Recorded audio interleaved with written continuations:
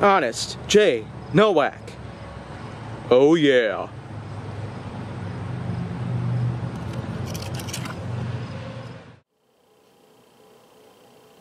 A pleasure to meet all at last, and welcome back to Flying with the Foam on HJN. And right now, I feel like talking a little bit about some other blasters here at the moment. It's been some time since I last talked about a rival blaster, so why don't I just kick it into gear and just simply talk about another rivals blaster. This is another 2020 release, because I have in fact talked about a few others that came from the last year as well, like the Saturn, and I've also gotten myself a few others out of the way. But here comes the Eros. Yeah, Eros. E-R-O-S. Not Roundhouse.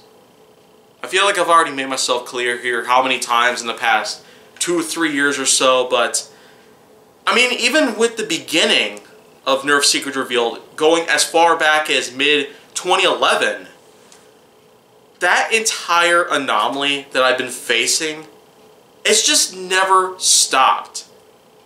Hasbro has continued to release a lot of good blasters out there, a ton of great additions to different lineups that they've had, and also they've put in some new innovations and different design features and functionality, well, partitions, the likes of which that many of us haven't seen before, but this is a case where Nerf is pretty much blending rivals blasters together with, well, I guess revolver sort of blasters.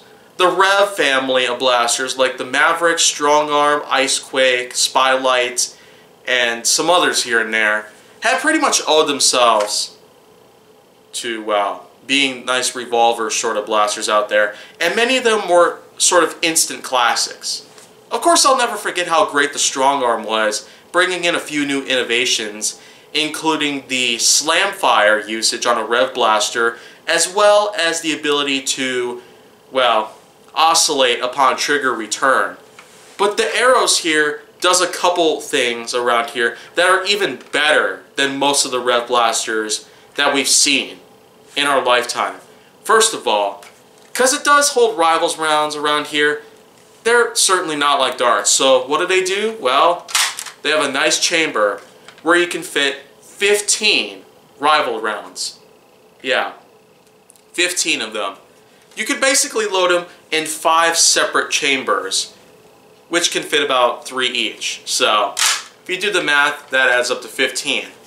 There's also a little jam door around here, which most Rev blasters didn't really require because, well, it was kind of difficult for darts to pretty much get stuck in any way possible, but here it's possible to sometimes get a rival around to probably end up stuck at the chamber or something, so they equip a little jam door to help with that idea.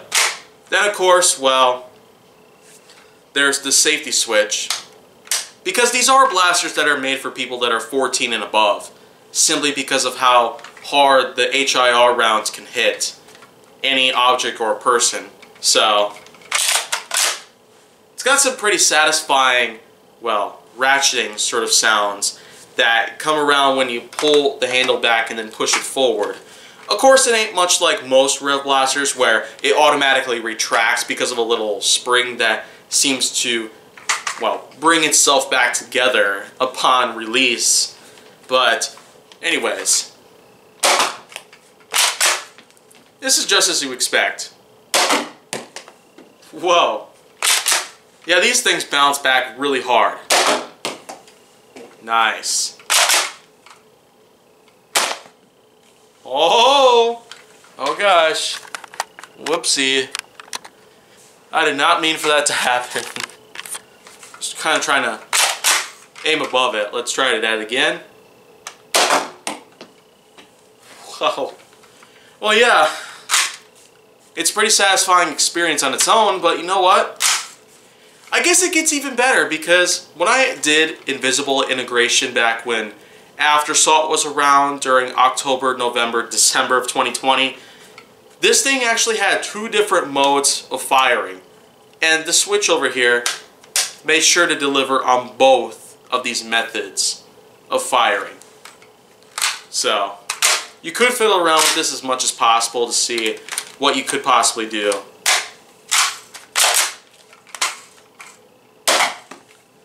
But in all honesty, this thing is already a pretty nice experience alone. The ability to hold 15 rounds at once certainly is much larger than any of the other Rev Blasters that I've ever seen. And of course, this little handguard down here could double as an extra grip because, well, it's pretty top heavy for the most part. So you probably will most likely need to have 2 hands on the blaster pretty much to allow it to be stabilized while holding it in any way. That's how most blasters actually work, because most of the time they're top heavy or front or back heavy. That's what happens most of the time, but anyways. Now that was pretty fun right there. But coming soon, we're going to go even smaller this time. But don't worry, I will get back to some larger blasters at some point. I've kind of overwhelmed myself with that though, with the Motor Strike 3 and Saturn being reviewed already, but I will get back to that eventually. But if you want to see more, go down to my channel. Make sure that you like, subscribe, comment, follow me on social media, and stay on the Hollywood side.